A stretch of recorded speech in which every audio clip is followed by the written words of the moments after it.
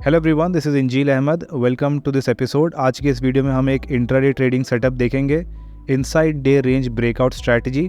Mainly ये equity के लिए है। इसको आप कैश सेगमेंट में अप्लाई कर सकते हो, फ्यूचर्स में भी अप्लाई कर सकते हो, बट आपके पास इनफ कैपिटल होना चाहिए रिस्क मैनेजमेंट के लिए। छोटे अमाउंट से फ्यूचर्स ट्रेडिंग करोगे आप तो फिर आप रिस्क मैनेज नहीं कर पाओगे। और अभी के लिए इसको इंडेक्स ट्रेडिंग में अवॉइड करना, क्योंकि पहले उसमें हमको 3 से 4 साल का बैक टेस्ट करना पड़ेगा, तभी हम देख पाएंगे कि अच्छा ये उसमें प्रॉफिटेबल है कि नहीं। सो स्टार्ट करते हैं और इसमें हम बैक टेस्ट डेटा भी देखेंगे कि 5 स्टॉक्स का मैंने कुछ बैक टेस्ट किया था, तो उन 5 स्टॉक्स में इस सेटअप ने कैसे परफॉर्म किया है, बट वो हम वीडियो के एंड में देखेंगे। पहले सेटअप के रूल्स देख लेते हैं और कुछ एग्जांपल्स देख लेते हैं ताकि आपको एक आइडिया लग जाए एंट्री एग्जिट स्टॉप लॉस का। So let's begin. तो आ जाते हैं चार्ट सेटिंग पे। सबसे पहले टाइम फ्रेम हम यूज़ करेंगे 15 मिनट्स का। इक्विटी कैश सेगमेंट के लिए है, फ्यूचर्स में भी अप्लाई कर सकते हो। निफ्टी 200 के स्टॉक्स में ही ट्रेड करना है। इसमें से इललिक्विड स्टॉक्स आप बाहर कर दीजिए, और जो स्टॉक्स पेनी स्टॉक्स है, मतलब जो स्टॉक्स 50-60 रुपये या उससे नीचे के स्टॉक्स हैं, उनमें अभी मत ट्रेड करना, और इललिक्विड स्टॉक्स को भी आप बाहर कर देना। इन स्टॉक्स को बाहर करने के बाद 200 में से एटलीस्ट 20 से 25 स्टॉक तो बाहर हो जाएंगे। उसके बाद कैंडलस्टिक टाइप हम यूज़ करेंगे नॉर्मल जैपनीज कैंडलस्टिक्स। इंडिकेटर्स इसमें कोई भी यूज़ नहीं करने वाले, purely price action based setup है।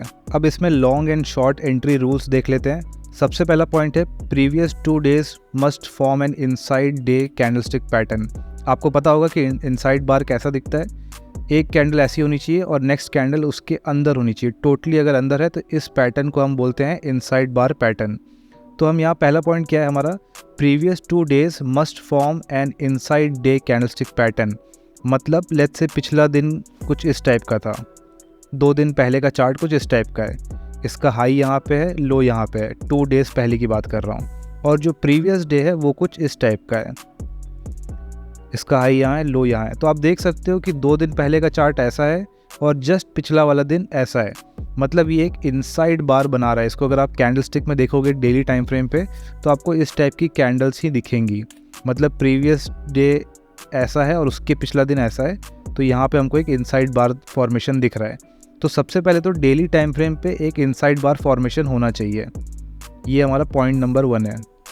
उसके बाद first candle of the day must close beyond the previous days range. मतलब एक बार दोबारा ड्रॉ कर दूँ, 2 दिन पहले का चार्ट कुछ ऐसा है, पिछले दिन का चार्ट कुछ ऐसा है, ठीक है। तो ये इनसाइड बार बन रहा है। ये तो हमारा रूल नंबर 1 था। रूल 2 क्या है, first candle of the day must close beyond the previous days range. पहली बात तो हमारी यहाँ कैंडल किस टाइम फ्रेम पे है, 15 मिनट टाइम फ्रेम वाली कैंडल है। वो पिछले दिन का लेट्स से हाई यहाँ पे है, तो आज की जो पहली कैंडल है उसकी जो क्लोजिंग है, ये जो क्लोजिंग वाला पॉइंट है, ये पिछले दिन के हाई के बाहर होना चाहिए या तो पिछले दिन के लो के नीचे होना चाहिए, ठीक है। जो क्लोजिंग वाला पॉइंट है इन बोथ केसेस, या तो प्रीवियस डे के हाई के ऊपर हो या तो प्रीवियस डे के लो के नीचे हो। उसके बाद wait for the second candle to form. पहली कैंडल बाहर क्लोज हो गई, ये तो एक और रूल था फिल्ट्रेशन के लिए। उसके बाद आपको सेकंड कैंडल के पूरे बनने का वेट करना है। लेट्स से सेकंड कैंडल कुछ ऐसी बन गई, ठीक है। उसके बाद trade on the range breakout of the second candle. इसको दोबारा एक बार ड्रॉ कर लेते हैं। लेट्स से पिछले दिन का हाई लो ये है, पहली कैंडल हमारी ऐसी बन गई थी, सेकंड कैंडल हमारी ऐसी बन गई। जैसी सेकंड कैंडल बन जाएगी, इसका जो रेंज है, लेट्स से इसका हाई है 100 रुपीज़, तो 100.05 5 पैसे ऊपर आपको बाइंग का ऑर्डर लगा देना है। और इसका लो लेट्स से 98 है, तो 97.95 5 पैसे नीचे आपको शॉर्ट सेल का ऑर्डर लगा देना है, ठीक है। तो ऐसे हमको एंट्री करना है। तो पहला रूल, इनसाइड डे वाला कैंडल बने, 2 दिन पहला ऐसा दिखे, प्रीवियस डे ऐसा रहे। उसके बाद आज की जो पहली कैंडल है वो पिछले दिन के हाई के ऊपर क्लोज हो या तो पिछले दिन के लो के नीचे क्लोज हो। उसके बाद भी हम सीधा ट्रेड नहीं ले रहे हैं, कोई ब्रेकआउट ट्रेड नहीं ले रहे हैं पहले कैंडल के बेसिस पे। हम सेकेंड कैंडल के बनने का वेट कर रहे हैं और फिर सेकेंड कैंडल के ब्रेकआउट पे ट्रेड कर रहे हैं, ठीक है। तो ये जो लॉजिक है ये काफ़ी लोग नहीं जानते होंगे। बहुत लोग क्या करते हैं कि पिछले दिन के रेंज के ब्रेकआउट पे डायरेक्टली ट्रेड कर देते हैं। मतलब आपने ऐसा तो काफ़ी देखा होगा कि लेट्स से पिछला दिन कुछ ऐसा है और आज का दिन ऐसा है, मतलब इनसाइड डे रेंज बन रहा है, तो लोग डायरेक्टली इसके ब्रेकआउट पे ट्रेड कर रहे हैं। ये सबसे सिंपलिस्टिक मेथड है, बट इसमें क्या होता है कि फेक ब्रेकआउट्स में ट्रैप होने के चांसेस ज़्यादा रहते हैं। तो उसके बाद लोगों ने क्या इसको चेंज किया था कि अगर इनसाइड बार ऐसा बन गया है तो उसके बाद आप पहले क्लोजिंग का वेट करो, जब क्लोजिंग हो जाए उसके बाद यहाँ बाई कर लो। बट उसके बाद भी हमने फेक ब्रेकआउट्स देखा है, कई बार ऐसा होता है। और नेक्स्ट उसका एक और था कि अगर ऐसे बाहर क्लोजिंग हो गई है तो अब ये फर्स्ट कैंडल का जिस साइड भी ब्रेकआउट होगा उस साइड आप ट्रेड कर लो। तो ये कुछ अलग अलग मेथड्स थे। अब आई थिंक इन सब से बेटर क्या है कि आप सेकेंड कैंडल का वेट करो। मतलब पिछला दिन ऐसा है, पिछले 2 दिन ऐसे हैं, इनसाइड बार बन रहे हैं, उसके बाद फर्स्ट कैंडल ऐसे बन गई। अब कई बार क्या होता है कि जो 2 दिन पहले का जो हाई था उसको जाके मार्केट टेस्ट करता है, ऐसा यहाँ पे आपको एक ब्रेकआउट भी दिखा देगा और उसके बाद यहाँ से रिवर्सल आएगा, या हो सकता है उसके बाद फिर यहाँ कंटिन्यू कर जाए। तो इनसाइड बार पैटर्न इतना फेमस पैटर्न है कि इस पर फेक ब्रेकआउट्स भी बहुत ज़्यादा होते हैं। इसीलिए आपको उन फेक ब्रेकआउट से बचने के लिए हमने क्या कर दिया है कि हम ना डायरेक्टली ब्रेकआउट पे ट्रेड कर रहे हैं, ना फर्स्ट कैंडल के बेसिस पे ट्रेड कर रहे हैं। हम तो सेकंड कैंडल का फॉर्मेशन हो जाए उसके बाद भी पहले से कोई डायरेक्शन नहीं दे रहे हैं। हो सकता है कि ये ऊपर पहले ब्रेक करके वापस नीचे हो जाए। मतलब कई बार आपको ऐसे दिखेगा कि एक रेंज बन गई इस टाइप की, मार्केट ऊपर गया, इसको टेस्ट करके वापस नीचे आ गया। तो ये जो हम प्राइस एक्शन में देखते हैं वो आपको अगर मैकेनिकली फॉलो करना है तो कुछ इस टाइप का पैटर्न बनता हुआ दिखेगा। तो इसके लो के नीचे आप शॉर्ट कर दोगे तो वो फेक ब्रेकआउट जो हुआ है उसमें आप जो ट्रेडर्स ट्रैप हो चुके हैं, जो पहले ही यहाँ बाई कर लिए थे या यहाँ बाई कर लिए थे, उनके ट्रैप हो गए हैं वो सब लोग, अब वो निकलेंगे तब आप एंट्री ले रहे हो तो आपको एक बड़ा मूव देखने को मिलेगा। तो इनकेस अभी भी कोई डाउट है, कोई क्वेरी है, तो फिर हम थोड़े एग्जांपल्स देख लेते हैं, फिर आपके सारे डाउट्स क्लियर हो जाएंगे। तो यहाँ पे हमारा सबसे पहला एग्जांपल है, ये 2 दिन पहले का चार्ट है, ये प्रीवियस डे का चार्ट है और ये आज का चार्ट है। तो देखिए 2 दिन पहले का अगर हम चार्ट देखें तो उसका हाई यहाँ पे था और प्राइस पूरा ऐसे होके यहाँ नीचे आया और लो यहाँ पे था, और प्रीवियस डे एक रेंज में था ऐसे और पिछले दिन के अंदर था। मतलब 2 दिन पहले का हाई यहाँ पे है, प्रीवियस डे का हाई यहाँ पे है, 2 दिन पहले का लो यहाँ पे, प्रीवियस डे का लो यहाँ पे है। मतलब एक इनसाइड बार फॉर्मेशन हो रहा है, ठीक है, जो हम चाहते थे। तो इनसाइड बार फॉर्मेशन हो, ये हमारा रूल नंबर 1 है। रूल नंबर 2 क्या है कि आज की जो पहली कैंडल है वो पिछले दिन के रेंज के बाहर क्लोज होनी चाहिए, या तो ऊपर क्लोज हो या तो नीचे क्लोज हो। तो इस केस में दिख रहा है कि पहली कैंडल जो है पिछले दिन के लो के नीचे क्लोज हुई है। तो ये हमारा रूल नंबर 2 यहाँ पे सेटिस्फाई हो गया। जैसे आप ये देखोगे उसके बाद आपको क्या करना है, सेकंड कैंडल के फॉर्मेशन का वेट करो। अभी कोई हमको ब्रेकआउट ट्रेडिंग नहीं लेना है, ना कोई डायरेक्टली ट्रेड करना है। ये जो सेकंड कैंडल बनी है, ये ग्रीन वाली कैंडल, इसके बन जाने के बाद आपको इसके हाई के 5 पैसे ऊपर बाई का ऑर्डर लगाना है, लो के 5 पैसे नीचे आपको सेल का ऑर्डर लगाना है। उसके बाद देखिए ब्रेकआउट तो इनसाइड रेंज का ये जो बार बना है उसके नीचे के साइड ब्रेकआउट हुआ था, ब्रेकडाउन हुआ था, और बहुत लोग ऐसे में डायरेक्टली एंट्री ले लेते हैं। बट देखिए प्राइस ब्रेकडाउन करके फिर पूरा रिवर्सल यहाँ पे शो कर दिया। तो ऐसे ट्रैप से बचने के लिए हम क्या कर रहे हैं, सेकंड कैंडल के ब्रेकआउट पे ट्रेड कर रहे हैं, और सेकंड कैंडल का ब्रेकआउट किसी भी डायरेक्शन में हो हम उस पर ट्रेड करेंगे। तो यहाँ पे देखिए ऊपर को ब्रेकआउट हुआ फाइनली, यहाँ पे आपकी एंट्री हो जाती, फिर प्राइस यहाँ से काफ़ी ऊपर गया, 1:4 1:5 के आसपास का इसमें रिटर्न रहा है। तो यहाँ पे ऐसे ट्रेड करना है। अब एक और एग्जांपल देखते हैं।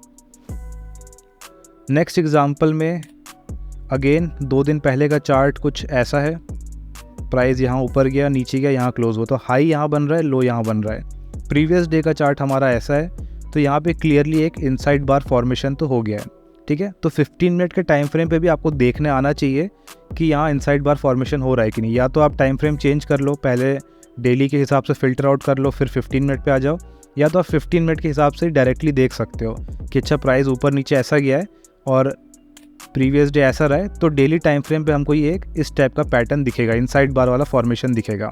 ओके, अब यहाँ देखिए क्या हुआ है। उसके बाद हमको क्या वेट करना था कि आज की जो पहली कैंडल है वो प्रीवियस डे का जो रेंज है उसके बाहर क्लोजिंग दे। तो ओपनिंग यहाँ पे है, क्लोजिंग यहाँ पे है, तो हमारा सेकंड रूल भी सेटिस्फाई हो गया। उसके बाद हम सेकंड कैंडल के बनने का वेट करेंगे। तो ये सेकंड कैंडल यहाँ बन गई, इसके लो के 5 पैसे नीचे शॉर्ट करना है, हाई के 5 पैसे ऊपर बाई करना है। तो दोनों साइड हमने ऑर्डर लगाया और हमने छोड़ दिया। हम पहले से कोई बायस लेके नहीं चल रहे हैं कि हमको ऊपर के साइड की ट्रेड लेना है या नीचे के साइड की ट्रेड लेना है। तो यहाँ पे देखिए नीचे के साइड का ये ब्रेकडाउन हुआ, उसके बाद प्राइस फिर पूरा ऐसे आके यहाँ कहीं पे क्लोजिंग दिया है। तो अगर आप प्योरली प्राइस एक्शन ट्रेडिंग कर रहे होते तो आप क्या करते कि इस ब्रेकडाउन के बाद जो अगर हम डे एंड तक छोड़ रहे हैं उसकी जगह आप पहले अपना स्टॉप लॉस उठा के यहाँ ले आते, क्योंकि यहाँ एक स्विंग फॉर्मेशन दिख रहा है, उसके बाद स्टॉप लॉस उठा के यहाँ ले आते। तो ऐसे करके आप अपना कुछ प्रॉफिट लॉक इन कर सकते हो। अब इसमें मैंने एग्जिट का तो अब तक बात नहीं किया है कि 1:1 पे एग्जिट करना है कि 1:2 पे एग्जिट करना है कि डे एंड तक छोड़ना है। ये चीज़ हम बैक टेस्ट में देखेंगे कि क्या करना बेटर रहेगा। अब एक और एग्जांपल यहाँ देख लेते हैं। तो यहाँ पे अगेन 2 दिन पहले का चार्ट कुछ ऐसा है, हाई इधर है, लो इधर है। प्रीवियस डे का चार्ट एक रेंज में है। उसके बाद देखिए आज की जो पहली कैंडल है वो बाहर क्लोज हुई है पिछले दिन के रेंज से।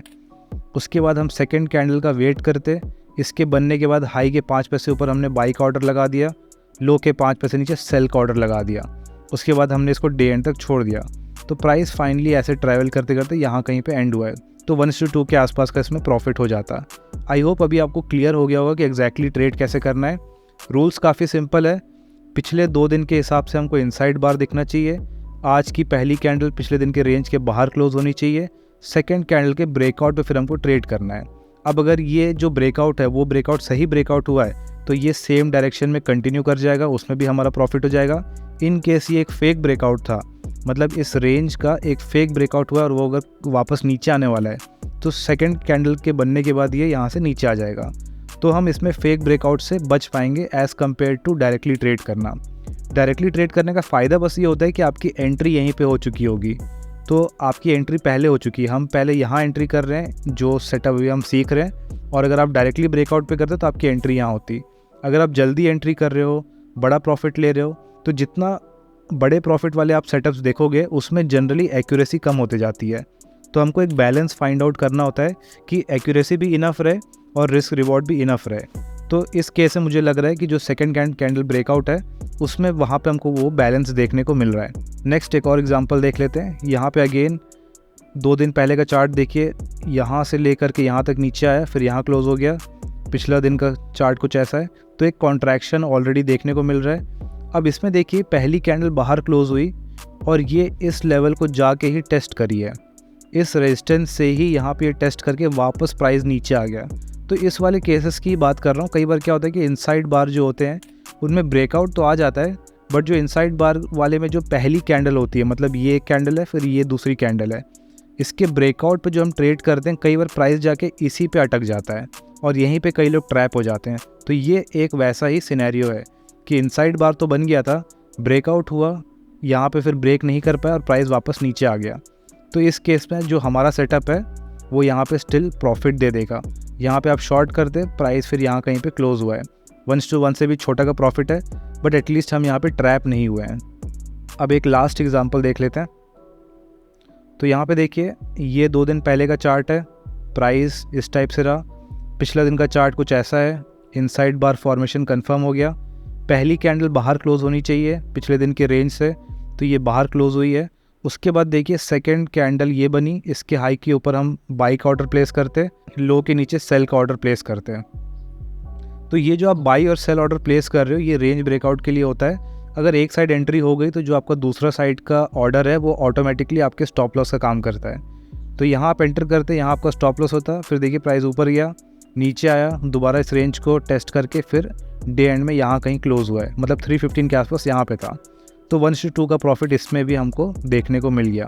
तो आप देख सकते हो कि जितने एग्जांपल्स भी मैंने अभी तक आपको दिखाए हैं, 5 में से मेजॉरिटी एग्जांपल्स तो ऐसे हैं जिसमें रेंज ब्रेकआउट हो रहा है बट फिर ये फेक ब्रेकआउट होकर वापस नीचे आ जा रहा है। तो इसमें फेक ब्रेकआउट्स इतने देखने को मिलते हैं कि हम इस सेटअप का यूज़ कर सकते हैं ऐसे ट्रैप ट्रेडर्स के थ्रू प्रॉफिट बनाने का। ऑलराइट, तो अब बैक टेस्ट पे आ जाते हैं। ये हमारे बैक टेस्ट का डेटा है। मैंने 5 स्टॉक्स रैंडमली सेलेक्ट किए, Adani enterprises, Bajaj finance, Hindustan Unilever, Reliance और स्टेट बैंक ऑफ इंडिया।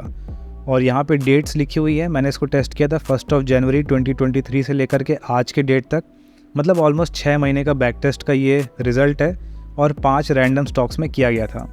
तो इसमें आपको 2-3 पॉइंट्स ध्यान में रखना है। पहली चीज़, ये जो बैक टेस्ट है ये मैनुअली किया गया था, तो जो भी ये कैलकुलेशंस हैं ये कोई प्रिसाइजली कैलकुलेट नहीं किए गए। मेजर टूल का यूज़ करके मैंने इसको क्विकली कैलकुलेट किया था, तो इसमें कुछ मिसमैच हो सकता है। सेकेंडली, हम जो भी कंक्लूजन निकालते हैं कि कोई सेटअप अच्छा है या ख़राब है, वो कभी भी 6 महीने के बैक टेस्ट पे, वो भी सिर्फ 5 स्टॉक को बैक टेस्ट करके नहीं निकालते हैं, ठीक है। तो यहाँ पे इस बैक टेस्ट रिपोर्ट को दिखाने का पॉइंट ये नहीं है कि ये सेटअप इतना अच्छा है या देखो इसमें इतना अच्छा काम किया या कहीं पे अच्छा काम नहीं किया। उस कंक्लूजन पे हमको अभी नहीं आना है। वो तो आप जब 50 स्टॉक को बैक टेस्ट करोगे, एटलीस्ट 3 साल के डेटा पे बैक टेस्ट करोगे, तब जाके आपको एक फेयर आइडिया लगेगा कि अच्छा ये सेटअप कैसा काम किया है या किन स्टॉक्स में अच्छा किया है, किस में हमको किन स्टॉक्स में ट्रेड करने पे फ़ायदा होगा। तो ये पॉइंट्स आप ध्यान में रखना। बट एक बार स्टिल देखते हैं कि 5 स्टॉक्स में जो हमने बैक टेस्ट किया उसमें हमें क्या रिटर्न देखने को मिला है। और यहाँ पे देख सकते हैं, पहले तो यहाँ स्टॉक नेम लिखा हुआ है, उसके बाद यहाँ डेट्स लिखी हुई हैं, उसके बाद यहाँ 4 कॉलम और हैं, डे एंड, 1:1, 1:2, 1:3। ये क्या चीज़ है? अगर मैं इस सेटअप के अकॉर्डिंग ट्रेड करता और अगर एंट्री लेने के बाद डे एंड तक छोड़ देता तो मेरा क्या रिटर्न रहता। यहाँ जो -1 लिखा हुआ है, मतलब वो ये मान के चलिए कि अगर आप उस ट्रेड में 1% का रिस्क लेते तो लेट्स से जैसे 23 मार्च को इसमें स्टॉप लॉस हिट हो गया तो आपका 1% का लॉस हो जाता।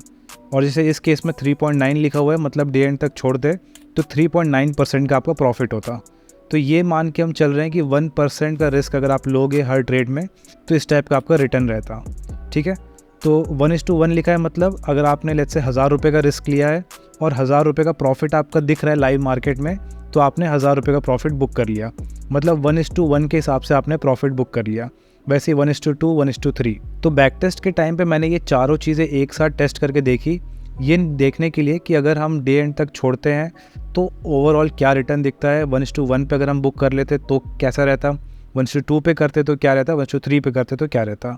क्योंकि काफ़ी लोग यही पूछते हैं, या काफ़ी लोग कई बार मुझे मेरे कमेंट सेक्शन में या इंस्टाग्राम पे लिखते हैं कि सर आप डे एंड तक क्यों छोड़ते हो। कई बार तो ये 1:2 तक जाता है, फिर मार्केट वापस नीचे आ जाता है और स्टॉप लॉस हिट हो जाता है, तो फिर डे एंड तक छोड़ने का कोई पॉइंट नहीं है, 1:2 पे ही हमको बुक कर लेना चाहिए। तो जब मैंने इन 5 स्टॉक्स को बैक टेस्ट किया, 6 महीने का डेटा निकाला, तो सबसे पहले सीखने वाली चीज़ हमको यहाँ पे क्या दिख रही है इस बैक टेस्ट को देख करके। पहली चीज़ तो जो प्रॉफिट और लॉस हैं वो होते रहते हैं। ठीक है, मतलब अगर हम सिर्फ इस वाले की बात करें, सिर्फ अगर आप अदानी एंटरप्राइजेस पे ट्रेड करते, तो अगर मैं इसका टोटल सम देखूं तो देखिए 3.4% का टोटल समेशन आता है। मतलब इस सेटअप ने इस स्टॉक पे 3.4% का रिटर्न दिया है। बट कैसे दिया है? एक बार तो आपका CTC रहा, उसके बाद 3.9% का प्रॉफिट हो गया, बड़ा प्रॉफिट, फिर 2 दिन लॉस हुआ, फिर बीच में एक बड़ा प्रॉफिट हुआ, फिर 2 दिन लॉस हुआ। तो ये आपको एक रियलिटी भी दिखा रहा है कि अच्छा सेटअप्स ऐसे काम करते हैं एक्चुअल में। लॉसेस भी होते हैं, प्रॉफिट भी होते हैं, लाइन से 2 लॉस भी हो सकता है, लाइन से 3 लॉस भी हो सकता है। अगर आप इनको एक साथ ट्रेड करते तो ऐसा भी हो सकता है कि 4 दिन लाइन से लॉस होता और फिर 5वें दिन कोई बड़ा प्रॉफिट हो जाता। तो बैक टेस्ट आपको सबसे पहले तो यही सिखा देता है कि रियलिस्टिक एक्सपेक्टेशन क्या रखनी है। जो सेटअप्स होते हैं वो लगातार प्रॉफिट नहीं देते हैं, प्रॉफिट लॉस चलता रहता है। और कई बार इस टाइप के भी दिन आते हैं जब देखिए, जैसे अगर हम बजाज फाइनेंस की बात करें तो इस सेटअप ने लाइन से लगातार प्रॉफिट ही दिया है, एक बार भी इसमें लॉस नहीं दिया अगर हम डे एंड तक छोड़ते तो। 1:1 के हिसाब से भी देखिए 0.3, फिर 1% का प्रॉफिट। अब जैसे ये 3% डे एंड तक 3% तक गया मार्केट, तो ये 1:1 पे तो हम 1:1 पे ही बुक कर लेते। तो इस केस में आप देखिए, लेट्स से कोई ट्रेडर है जो इस सेटअप को फॉलो कर रहा है और उसका प्लान है कि मैं 1:1 पे बुक कर लूँगा, क्योंकि जब मैं पहले 1:3 पे बुक करने के लिए जाता था या डे एंड तक छोड़ता था तो मेरा ऐसा लॉस हो जाता था। तो वो 1:1 बुक करने का सोचा, इस वाले दिन उसने 1:1 पे बुक कर लिया। उसके बाद वो देखा कि मार्केट तो ऊपर जाते जाते डे एंड पे 1:3 तक पहुंच गया। तब उसका फिर माइंड चेंज होता है, उसको लगता है कि अरे यार मैं अपना रूल फिर से चेंज कर लेता हूँ, अब से मैं डे एंड तक छोड़ूंगा। तो कई बार देखिए इस टाइप का होता है, जैसे ये वाला एक ट्रेड है जिसमें अगर आप डे एंड तक छोड़ते उस दिन तो आपका स्टॉप लॉस हिट हो जाता। अगर आप 1:1 पे बुक करते तो आप प्रॉफिट कर लेते, 1:2 पे बुक करते तो 1:2 भी आपका अचीव हो जाता, 1:3 भी अचीव हो जाता, बट डे एंड तक छोड़ते तो लॉस हो जाता। अब फिर आपको फिर ऐसे दिन भी दिख जाएंगे जिस दिन अगर आप 1:1 पे बुक करते तो आप जल्दी बुक कर लेते, बट अगर डे एंड तक छोड़ते तो 3.9% का प्रॉफिट होता। तो जितनों की भी ये क्वेरीज रहती है कि सर हमको क्या करना चाहिए, डे एंड तक छोड़ना चाहिए या 1:1 पे बुक करना चाहिए, 2 पे 3 पे, तो उसका आंसर ये है कि आप बैक टेस्ट करो। आपका जो बैक टेस्ट है वो ही आपको बता देगा कि क्या करना बेटर है। जैसे इसमें मैंने 5 स्टॉक को बैक टेस्ट किया, उनका जो टोटल सम है वो मैंने यहाँ पे लिख दिया है। मतलब अगर आप 1:1 पे बुक करते, इस सेटअप के हिसाब से इन 5 स्टॉक्स में ट्रेड करते, तो आपका 5.27% का प्रॉफिट होता 6 महीने में। ठीक है, सिर्फ 5 स्टॉक की बात कर रहा हूँ, 50 स्टॉक की बात नहीं कर रहा हूँ। 1:2 पे बुक करते तो 7.47 का प्रॉफिट होता, 1:3 पे बुक करते तो 10.9% का प्रॉफिट होता। तो जिनको भी ये लगता है कि यार जल्दी प्रॉफिट बुक कर लेना चाहिए, 1:1 आया प्रॉफिट बुक कर लेना चाहिए, उनको बैक टेस्ट में दिखेगा कि अच्छा 1:1 पे तो ओवरऑल देखा जाए तो हो सकता है कि हमारी एक्यूरेसी यहाँ बढ़ गई हो, बट अगर हमारा टोटल प्रॉफिट देखा जाए तो वो यहाँ पे कम हो गया है। और जो 1:3 पे बुक करते हैं उनको ज़्यादा प्रॉफिट मिल रहा है। अब फिर कई लोग ऐसे भी सोच सकते हैं कि इसका मतलब ये है कि डे एंड वाला बेस्ट नहीं है, 1:3 वाला बेस्ट परफॉर्म कर रहा है। बट यहाँ पे भी एक चीज़ है कि देखिए, अगर इस पूरे बैक टेस्ट में से मैं ये लास्ट वाला दिन अगर हटा दूँ यहाँ से, सिर्फ अगर मैं इसको यहाँ से हटा देता हूँ, उसके बाद आप कैलकुलेशन देखिए कि जो बेस्ट परफॉर्मिंग है वो डे एंड वाला है। और अगर मैं लास्ट वाला दिन वापस ऐड कर दूँ तो बेस्ट परफॉर्मेंस हमको 1:3 पे दिख रहा है। तो इससे एक और चीज़ सीखने को मिलती है कि कभी भी सिर्फ 5 स्टॉक के डेटा को लेकर के हमको ऐसे कंक्लूजन्स नहीं बनाना है कि क्या बेस्ट है। जब आप ढेर सारा डेटा लोगे उसके बाद ही हमको कंक्लूजन्स पे आना है कि अच्छा ओवरऑल देखा जाए तो 1:3 बेटर है, या डे एंड वाला बेटर है, या 1:1 वाला बेटर है। तो अभी इस बैक टेस्ट को दिखा के भी मैं ये पॉइंट नहीं बोल रहा हूँ कि आपको क्या करना चाहिए, आपको सिर्फ ये समझ में आना चाहिए कि आपको बैक टेस्ट करना है। 1:1 हो सकता है कि अभी इस केस में हमको 5% दिख रहा हो, बट अगर मैं पूरे 50 स्टॉक बैक टेस्ट करता तो हो सकता है कि ये हमको बेस्ट परफॉर्मिंग दिखता, हो सकता है कि यहाँ पे हमको 100% दिखता, यहाँ पे हमको 30% दिखता। तो जिस भी कंक्लूजन पे आना है हमेशा बैक टेस्ट करके, या फिर जो भी आप रोज़ ट्रेड कर रहे हो उसमें जो आप अपने जर्नल पे देखते हो उस पे आपके पास मतलब डेटा होना चाहिए। ये पॉइंट है, बिना डेटा के बार बार रूल चेंज नहीं करना है। इस टाइप के दिन आएंगे जब आप डे एंड तक छोड़ोगे, आपका स्टॉप लॉस हिट होगा और आपको दिखेगा कि अच्छा मैंने लाइव देखा कि मेरा 1000 रुपये का रिस्क था, लाइव मार्केट में मेरा प्रॉफिट 1000 पहुँच गया, 2000 पहुँच गया, 3000 पहुँच गया, बट डे एंड होते होते 1000 रुपये का लॉस हो गया। जैसे ही इस टाइप का दिन आता है लोग अपने रूल्स चेंज कर लेते हैं। उसके बाद उनके साथ ये हो जाता है कि उन्होंने 1000 रुपये पे प्रॉफिट बुक कर लिया, फिर देखे कि डे एंड पे तो वो 3.9% पहुँच गया। तो ये चीज़ आपको समझ में आनी चाहिए। तो इस बैक टेस्ट से हमको क्या समझ में आ रहा है कि ऐसे स्टॉक्स भी दिखेंगे जो लगातार प्रॉफिट देते हैं, तो उस टाइप के स्टॉक्स पे आप इस सेटअप को अप्लाई करना शुरू कर सकते हो। ऐसे स्टॉक्स भी दिखेंगे जो कुछ खास प्रॉफिट नहीं देते, जैसे अगर मैं हिंदुस्तान यूनिलीवर का देखूं तो डे एंड तक अगर आप छोड़ते तो 0.6% के लॉस पे रहते आप 6 महीने के बैक टेस्ट पे।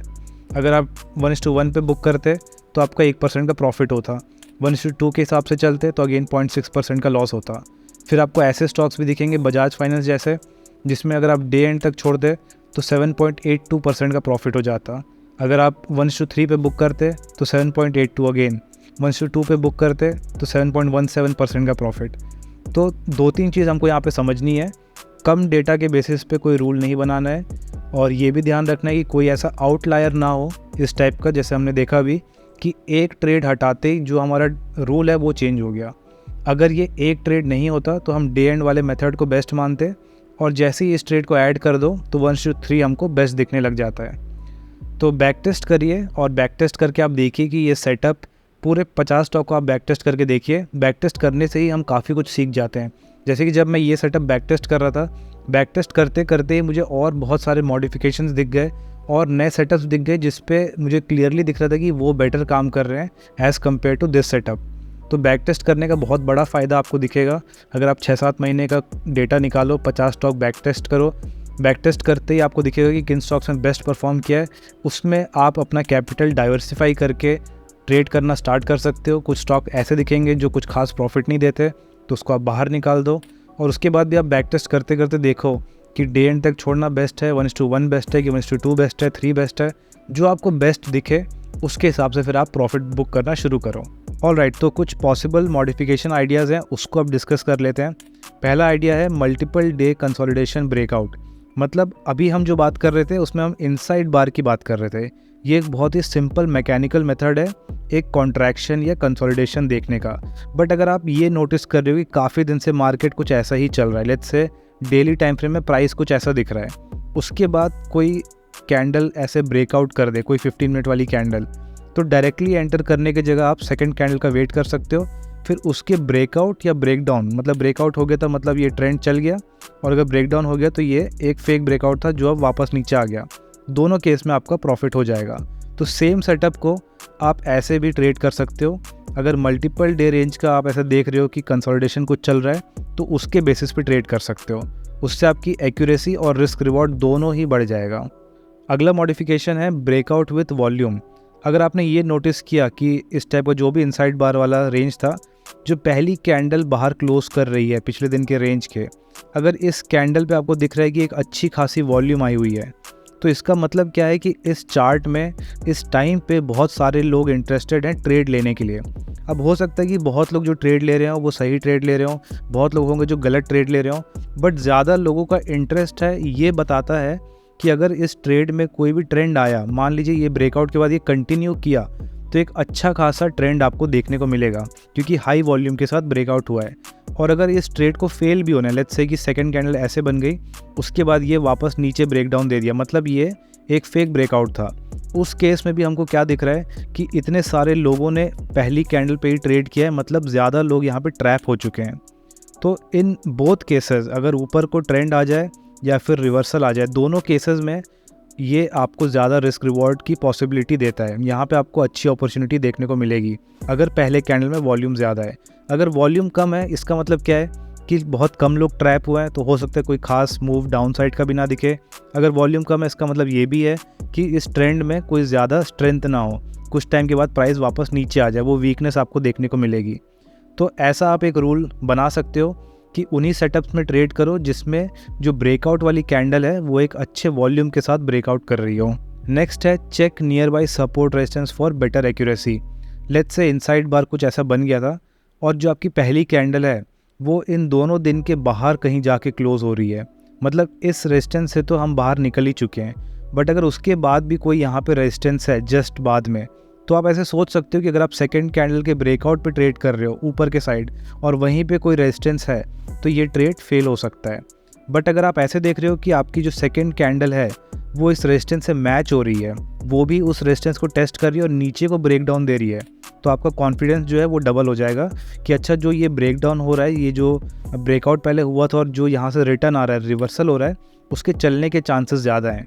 तो सपोर्ट रेजिस्टेंस आपको कई बार कुछ ट्रेड लेने से रोकता भी है कि आपके एंट्री के जस्ट बाद कोई रेजिस्टेंस है तो यहाँ पे ट्रेड मत लीजिए, या फिर कई बार आप सपोर्ट रेजिस्टेंस का यूज़ कर सकते हो एक्यूरेसी बढ़ाने के लिए, रिस्क रिवॉर्ड बढ़ाने के लिए। अगर आपका सपोर्ट रेजिस्टेंस, लेट्स से यहाँ रेजिस्टेंस है, यहाँ सपोर्ट है, ब्रेकआउट के बाद अगर यहाँ आपकी एंट्री होने वाली है इसके बाद कहीं पे, तो आपको पता है कि जस्ट बाद में एक रेजिस्टेंस है, मैक्स टू मैक्स 1:1 अचीव हो पाएगा, तो इसको ट्रेड नहीं करते, या फिर अगर ट्रेड ले भी लिए हैं तो रेजिस्टेंस पे एग्जिट कर लेंगे। बट अगर यही चीज़ आपकी यहाँ बन गई है उस रेजिस्टेंस पे ही और नीचे के साइड पे कोई एंट्री हो रही है, तो आपका यहाँ पे जो कन्फर्मेशन है वो डबल हो गया। आपको पता है कि अगर यहाँ से रिवर्सल आएगा तो जो ये सेटअप को फॉलो कर रहे हैं, जो फेक ब्रेकआउट को फॉलो कर रहे हैं, वो तो यहाँ पे एंट्री लेंगे ही, जो ट्रैप हो गए हैं वो फियर के कारण निकलेंगे, प्लस जो लोग सिर्फ सपोर्ट रेजिस्टेंस पे ट्रेड करते हैं वो भी यहाँ पे शॉर्ट सेल कर रहे हैं। तो जब ढेर सारे लोग यहाँ शॉर्ट सेल करने लग जाएंगे तो यहाँ एक अच्छा खासा नीचे के साइड का मूव देखने को मिलेगा। तो सपोर्ट और रेजिस्टेंस हमेशा हमारे काम आते हैं ट्रेडिंग में। आपको कुछ बेकार ट्रेड से बचा भी लेगा आपको सपोर्ट रेजिस्टेंस, कुछ अच्छे ट्रेड्स में आपको ज़्यादा रिस्क रिवॉर्ड भी प्रोवाइड करा देगा। अब लास्ट पॉइंट है, second candle has a long wick then prefer reversal, if the second candle has a strong closing then prefer trend trading. इसका मतलब एक एग्जांपल से समझते हैं, यहाँ पे ड्रॉ कर लेता हूँ मैं। लेट्स से कि ये कुछ इनसाइड बार था, पहली कैंडल आज की ऐसी बनी है 15 मिनट्स वाली, और सेकंड कैंडल कुछ ऐसी बनी है। और एक और एग्जांपल लेते हैं जहाँ पे फर्स्ट 15 मिनट कैंडल ऐसी है और सेकंड कैंडल कुछ इस टाइप की है। तो इस केस में देख सकते हैं, इस वाले केस में, कि जो सेकंड कैंडल है उसमें ऊपर के साइड एक लंबी विक बन रही है और इस वाले केस में छोटी छोटी विक्स हैं और ये काफ़ी स्ट्रॉन्ग क्लोजिंग सेकंड कैंडल ने दिया है। तो जब भी आप इस टाइप की स्ट्रॉन्ग क्लोजिंग देखो, तब आप, क्योंकि इसमें ऊपर के साइड का ब्रेकआउट हुआ है, तो हम सेम ट्रेंड के साइड वाला ट्रेड ही लेंगे अगर सेकंड कैंडल ने स्ट्रॉन्ग क्लोजिंग दिखाई है तो। और अगर इस टाइप का कुछ विक फॉर्मेशन हो गया है और उसके बाद ऊपर के साइड को प्राइस जाता है, तो हम ऊपर वाला ट्रेड नहीं लेंगे, सिर्फ इसमें रिवर्सल वाला ट्रेड ही लेंगे। तो यहाँ पे आप प्राइस एक्शन का यूज़ कर सकते हो, जो भी एक बेसिक प्राइस एक्शन है कि अगर क्लोजिंग स्ट्रॉन्ग हुई है तो हमको ट्रेंड ट्रेडिंग करना है, अगर जो क्लोजिंग कुछ खास नहीं हुई उसमें बल्कि एक विक फॉर्मेशन हो गया, लॉन्ग विक बन रहा है, मतलब हमको रिवर्सल ट्रेड लेना है। सेम चीज़ आप नीचे के साइड का सोच सकते हो। लेट्स से फर्स्ट कैंडल ऐसी बनी है रेड कलर की, उसके बाद जो सेकंड कैंडल है वो इस टाइप की बन गई है, ठीक है। रेंज कुछ ऐसा था, पिछला दिन कुछ इस टाइप का था, नीचे आज क्लोजिंग हुई है। तो अगर नीचे के साइड विक दिख रही है तो इसमें आपको नीचे के साइड का मतलब डाउन ट्रेंड का ट्रेड नहीं लेना है। इसमें आप सेल वाला ऑर्डर पहले मत लगाना, पहले इसको ऊपर के साइड ब्रेकआउट हो जान दो। इसमें हमको रिवर्सल ट्रेड ही लेना है, क्योंकि आपको सेकंड कैंडल ही इंडिकेशन दे रही है कि नीचे के साइड में कुछ ना कुछ सपोर्ट है। तो अभी यहाँ पे शॉर्ट ट्रेडिंग करना या शॉर्ट सेल करना सेफ़ नहीं होगा। बट अगर पहली कैंडल ऐसी है और सेकंड कैंडल भी ऐसे क्लोजिंग दे रही है नीचे और स्ट्रॉन्ग क्लोजिंग दे रही है, कोई खास विक फॉर्मेशन नहीं है, इसका मतलब आपको इसमें कोई रिवर्सल ट्रेड नहीं लेना है, इसमें आपको डाउन साइड का ही ट्रेड लेना है। तो ऐसे ही अगर आप छोटे छोटे रूल्स ऐड कर दोगे, उससे जो आपकी नॉर्मल एक्यूरेसी होती है 40 to 50% के आसपास की, उसमें लेट्स से आपने ये रूल ऐड कर दिया तो आपकी 5% एक्यूरेसी और बढ़ गई, ये रूल ऐड कर दिया तो 5% और एक्यूरेसी बढ़ गई। ऐसे कर करके जो सेटअप्स हमको 40% की एक्यूरेसी देते हैं उसको हम 60-65 तक ले जा सकते हैं। तो ये बात आप माइंड में रखना कि आपको अपना सेटअप सिंपल भी रखना है, बट साथ में कुछ अच्छे लॉजिकल रूल्स ऐड करने जिससे एक्चुअली में कुछ एक्यूरेसी बढ़े। बट हमको एक्यूरेसी बढ़ाने के चक्कर में ये भी नहीं करना है कि हम सब कुछ अप्लाई करने लग जाएं। सब अगर आप अप्लाई करने लग जाओगे तो लाइव मार्केट में डिसीजन नहीं ले पाओगे। सो ये बात ध्यान रखना कि हमको इतनी एनालिसिस नहीं करनी है कि लाइव मार्केट में जैसे बोलते हैं कि ज़्यादा एनालिसिस करोगे तो आपको पैरालिसिस हो जाएगा। सो आई होप आपको आज कुछ अच्छा सीखने को मिला हो। अगर आपको लगता है कि आपने इस सेटअप में ऑलरेडी काम कर रखा है या कुछ सिमिलर सेटअप पे काम कर रखा है, तो उसमें आपका क्या एक्सपीरियंस रहा है वो आप कमेंट सेक्शन में शेयर कर सकते हो। इसमें क्या मॉडिफिकेशंस ऐड कर सकते हैं, जो भी एक्सपीरियंस लोग हैं वो अपना नॉलेज कमेंट सेक्शन में शेयर कर सकते हैं। नए ट्रेडर्स की हेल्प हो जाएगी, उनको पहले से पता चल जाएगा कि अच्छा जिन लोगों ने इस टाइप के सेटअप्स पे काम किया है उनका क्या एक्सपीरियंस रहा है। So that was it for today. I hope you find this video informative, and as always, thanks for watching.